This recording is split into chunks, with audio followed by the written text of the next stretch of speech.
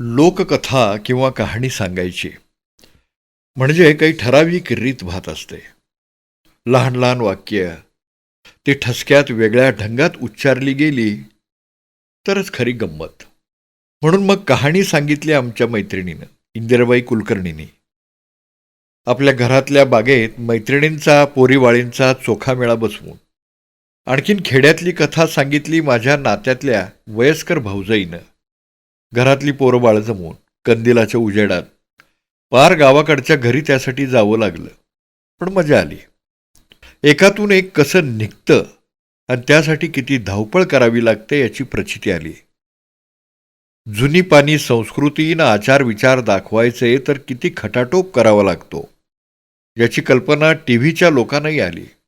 गांभीर्यानं, उत्सुकतेनं, कुतूहलानं आणि काहीशा साशंकतेनंही एकदाशी सारं पार पडलं. त्या नादात वेळेचं भान पार गेलं कुठल्या कुठं.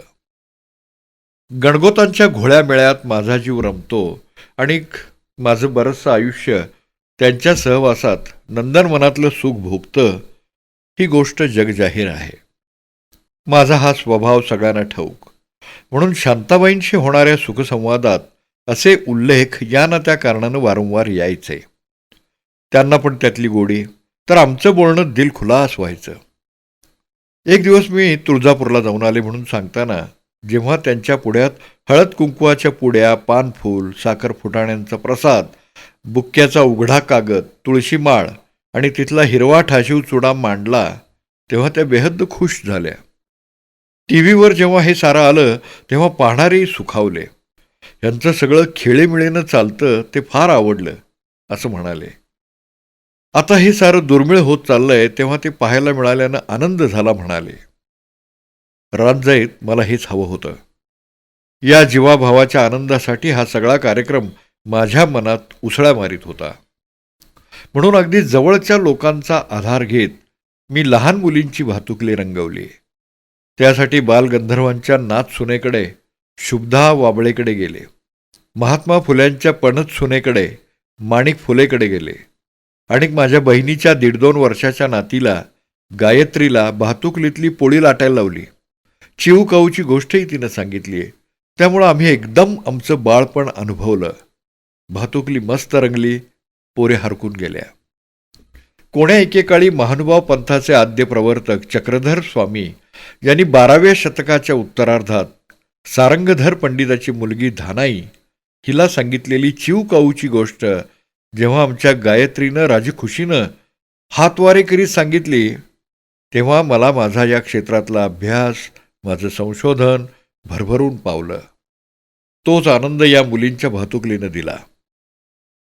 आयुष्याचा हा प्रारंभकाल किती सुखाचा, किती समाधानाचा, किती हौसे मौजेचा ते खरंच पुन्हा एकदा कळून चुकलं.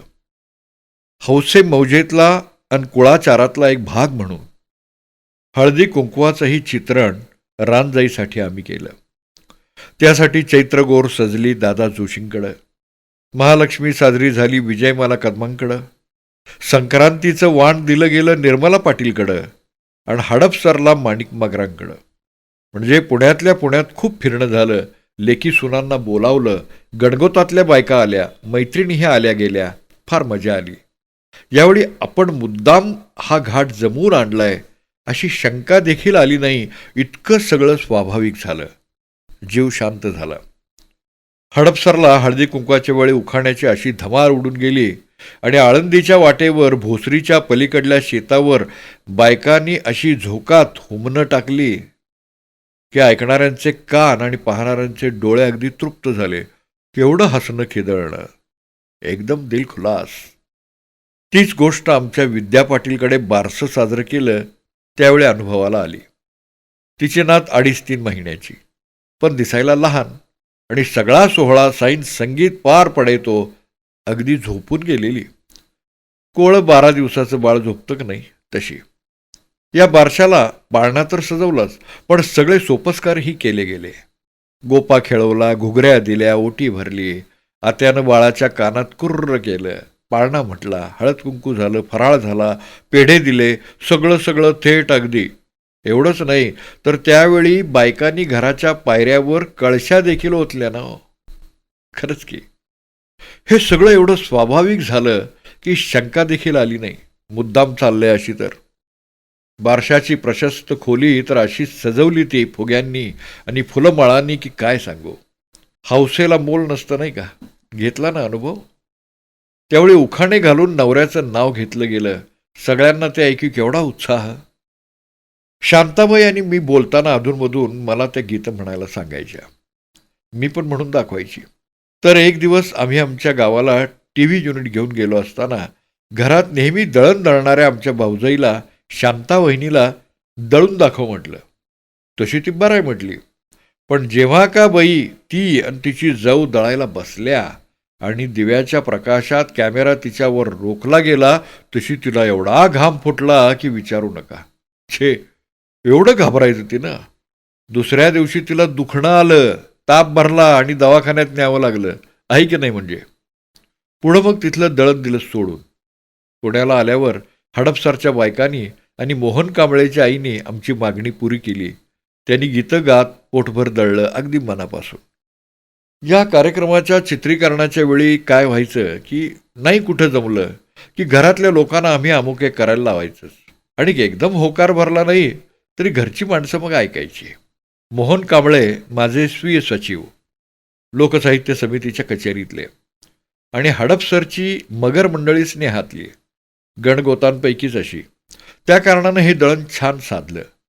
पण कसं कोण जाणे, बाई दळणाबरोबर येणारं कांडण मात्र आम्ही पार म्हणजे पारच विसरून गेलो. कशी काय भ्रांत पडली हरी जाणे. खरं तर सुरुवातीला ही आखणी झालेली, पण पुढं मग तो बेत घरगळूनच गेला. रानजाईत असलं खूपच राहून गेले. एक तर वेळ कमी, एपिसोडची संख्या ठरलेली, आणि मनात तर पुष्कळ पुष्कळ दाखवावं असं. कसं जमावं. जीव पुष्कळ रुखरुखला. पण बघायला येईल म्हटलं पुन्हा कधीतरी, आणि घातली आपली समजूत काय तर. या सगळ्या कार्यक्रमाच्या चित्रीकरणाच्या वेळी समजुतीनं आम्ही घेतलं पाहिजे यावरच फार भर दिला जायचा. त्यामुळे काही मनासारखं झालं नाही म्हणजे खटके उडायची वेळ जायची. ठरली गोष्ट अर्धवट राहायला नको म्हणून नमतं घ्यावं लागायचं. काय उपयोग होता चिडून किंवा रागावून. आता एक सांगते, ऐकायचं. हळद कुंकवाचा सडा शिंपी सवाष्णीनी देवीला जायचं असतं हे फार दिवस मनात घोळलेलं. कुठंतरी जुनंपणा ऐकलेलं, वाचलेलं. तर मोठ्या मुश्किलीनं कोल्हापूरला अंबाबाईच्या देवळात ते घडवून आणलं. चित्रीकरणही झालं. पण टीव्हीच्या पडद्यावर पाहताना हा भाग जेवढ्या उठावानं यायला हवा होता तेवढा आलाच नाही. जबरदस्तीने दिसून गेलं ते अस्पष्ट वाटलं. म्हणजे ते करण्यामागचा उद्देश सफल झाला म्हणूया हवं तर. पण तेवढ्यानं मनाची शांती होत नाही ना. मग बसावं लागतं तगमगत, दुसरं काय. एखाद्या एपिसोडमध्ये लोक संगीताबाबत चर्चा करावी असं मला फार वाटायचं. पण ते जुळवून आणायचं कसं. भेटायचं कोणाकोणाला, लोकसंगीताबद्दल आवड कोणाला आहे, गाऊन कोण दाखवेल, प्रश्नच प्रश्न. म्हणताना एक दिवस मी ज्योत्स्नाबाई भोळेंकडे गेले. त्या म्हणाल्या, कोकणी गीतं आणून द्या, मी गाईन. आता मी कुठली गीतं आणून देऊ यांना. मी थोडीच गोव्याची लोकगीतं गोळा केली होती का त्यांची सुरावट मला येत होती. पण मग एकदम नकार कशी देऊ. बघते म्हटलं आणि मग पुढं काही दिवसांनी सांगून टाकलं, तुम्ही धालो म्हणा. तशी त्या हसल्या. माझ्या बहिणीला धालो ठाऊक आहे. त्याने उत्तर दिलं. मग मी पण ठणकावून सांगितलं, तुम्ही घ्या बहिणीकडून, बोलवा वंदनाला, दोघी मिळून म्हणा, मला चालेल. ज्योत्स्नाबाई चांगल्या ओळखीच्या, त्यांनी मग ऐकलं. रानजाईत त्या आल्या. मायलेकींचा धालो मस्त रंगला, लोकांना आवडला. या कार्यक्रमासाठी त्यांना न्यावं लागलेलं पुणे विद्यापीठापलीकडं शेती महाविद्यालयाच्या फळ संशोधन केंद्राच्या प्रशस्त बागेत. पण त्या कुरकुरल्या नाहीत. तिथे चहा देखील नव्हता का वाद्यसुद्धा. पण गेलं जमून. लोकगीतं गाताना वाद्य लागतच नाहीत हा आमचा अनुभव आम्ही त्यांच्या गळी उतरवला आणि घेतलं की साधून. आपला कार्यक्रम टीव्हीवर पाहिल्यानंतर मात्र त्या मला म्हणाल्या, वा सुंदर, पुन्हा बोलवा, खूप गाईन मी. मला बरं वाटलं. लहानपणापासूनच मी लोकसंगीताच्या पानमळ्यात वावरलेली. आजोबा भेदिक लावणी गायचे, आवाज भरदार, गाण्याचा ढंग रुबाबदार, त्यामुळं ऐकावंसं वाटायचं. घरातल्या आजी दोन्हीकडच्या आमच्या आणि आजोळघरच्या जात्यावर दळताना सुरेख ओव्या म्हणायच्या. त्यांच्या मांडीवर त्यावेळी माझं डोकं, मला ती सूर आवडायची. लोक म्हणायची, इथं पारवे घुमतात. आजीचा आवाज एवढा सुंदर असायचा, आम्ही तोच त्यांचा गुण उचललेला. शाळेत कविता म्हणताना हिचा आवाज चांगला आहे असा शेरा मिळायचा. मोठेपणी मी कविता लिहायला लागले तर आपोआप सूरही आले. माझी कविता मी म्हटली गायली की शाबासकी मिळू लागली. मामांच्या घरी खेळ गाण्यातला आमचा धिंगाणा चालायचा. पायातले पैंजण, नाचत्या पायांचा दणका आणि हातातल्या बांगड्यांची रिमझिम ठेका द्यायची. ताल लय आपोआप साधली जायची. आम्ही घागरी घुमवायच्या त्यावेळी हातातल्या अंगठ्या ठेका द्यायच्या. सूप खेळताना तीच गत, लाटणी खेळताना तोच बाज. त्यामुळं लयीत गीतं गायची सवय लागलेली. गोविंदराव टेंब्यांचा आग्रह म्हणून पुणे आकाशवाणीवरून मी लोकगीतं सादर केली. बरोबर बहिणी मैत्रिणी गेलं झक्कास जमून. पुढं पुढं पु ल देशपांड्याने आमचा हा कलागुण अगत्यानं उचलून धरला. आकाशवाणीवरून मी गीतं म्हटलीच पाहिजेत असा आग्रह धरला. त्यांना नकार द्यायची काही सोय नव्हती. मुकाट्यानं ऐकलं. पुष्कळ कार्यक्रम मग सादर केले गेले. रामजाईत हेच लक्षात घेऊन लोकसंगीताची चर्चा व्हावी, विविधतेनं त्यातला आविष्कार व्हावा अशी माझी कल्पना. म्हणून मी संगीत दिग्दर्शक राम कदमांशी बोलले. त्यावेळी त्यांनी सांगितलं, तुमचं दूरदर्शनवर चाललंय ते तसंच चालू देत, त्यात बदल नको. आणि मग आमच्या आग्रहाखातर त्यांनीही आमच्या 60वन कार्यक्रमात भाग घेतला. मस्त मजा आली. सांगलीच्या इंदिराबाई खाडीलकर ओळखीतल्या. त्यांना जुन्या काळच्या झोपाळ्यावरच्या ओव्या छान यायच्या. उत्तम सुरावट, शानदार ढंग, ऐकताना हावऱ्यागत व्हायचं. तशी त्यांनी पण रानजाई फुलवली. त्यांच्या मैत्रीण नलिनीबाई वाबळे, बालगंधर्वांच्या कन्या, त्यांनीही चंद्र चौथीचा ही ओवी म्हणून दाखवली. हा झाला आमचा कारभार. त्यात आणखीन रुची यावी म्हणून नागपुरी ढंगातली महादेवाची गाणी विमलाबाई चोरघडेंनी म्हटली. आणि जुन्या काळची नाटकातली साकी, दिंडी बबनराव नावडीकरांनी आम्हाला गाऊन दाखवले. आणखीन खूप विविधता आणायची होती, पण वेळ थोडा आणि सोंग फार अशातली गत झाल्यानं मोह आवरावा लागला.